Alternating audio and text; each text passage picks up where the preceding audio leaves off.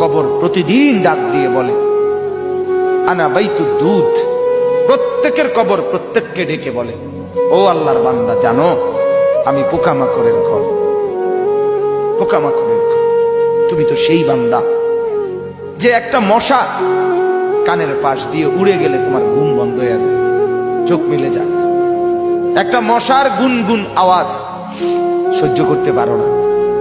একবার কয়েল, একবার অ্যারোসল, একবার মশারি, এরপরেও তুমি চাও যে একটা মশাও যেন আমার কানের কাছে গুনগুন না করে।